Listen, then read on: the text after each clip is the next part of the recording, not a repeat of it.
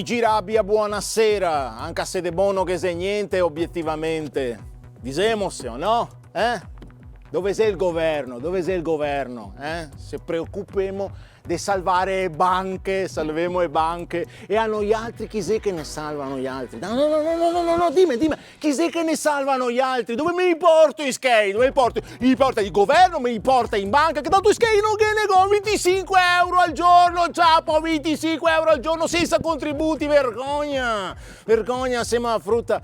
Ma noi siamo qui per fare il nostro lavoro, il nostro dovere, quindi primo servizio, vai, tagga con sto servizio, forza, veloce. Sì, oggi mi abbiamo mandato qua in carcere a intervistare qua il Galeotto che dopo 10 anni di guerra ha deciso di diventare prete, di entrare in seminario. Cioè, scampare come tutti gli altri, no? Intanto non si è fatto per scampare, ho avuto veramente una vocazione, mi amo il Signore. Cosa che sei del contrario? Cosa che ha detto qualcosa che non va? La prossima volta che ti porto a benedire a frutta ti metterò una lima dentro le naranze, dai. Quindi si dire che ho fatto tutta finta per scampare? Ma vergognati, Don Gebba, ma che storia sia questa? Di solito porgo l'altra guancia, stavolta ti apposo proprio l'altra guancia, ti apposo! Ma va via! Siamo ai guardie svizzere, va via! Vai Don, tacche che ha! Incredibile, dai, prossimo servizio, un signore che ha trovato 500 euro dentro un portafoglio. E cosa che ha fatto?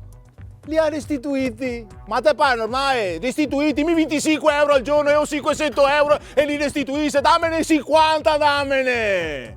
Servizio. Sì, so qua con il macaco che ha cattato il portafoglio con i 500 euro che guarda in i carabinieri. E la domanda nasce spontanea, si tu dico è famiglia per aver fatto una... Sì? No.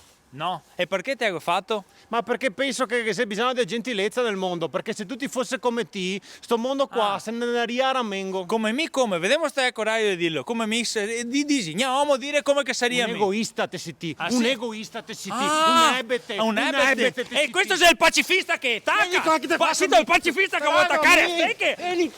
Ma dai che Pippo, dai che fisso! C'avi anche il portafoglio, qui si fermo a metà manco! Ma guarda sto qua, incredibile! Intanto il nostro amico Marco, amico per modo di dire, perché che ha fatto il matrimonio mica ne ha invitato, però di altri che abbiamo fatto tutti quanti il regalo. Complimenti al nostro amico Marco, che intanto ha intervistato il campione mondiale del triathlon che pare essere veneto. Servizio, vai amichetto Marco, dai fammi il servizio, dai. Sì, a parte che regalo te puoi anche tenerti, perché cioè, te me regalo veramente faceva pietà. Pietà come sto qua, il campione del triathlon, grande veneto. Vabbè, è uno che scia e spara evidentemente. Intanto non scio e non sparo, è un'altra roba ignorante. Vabbè, te cosa te fai? Te corri, te noi e te spari? Non sparemo noi altri, corremo, noi andiamo in bici. E come fai a sparare in bici? E intanto informati stai a fare un'intervista, noi altri non sparemo in bici.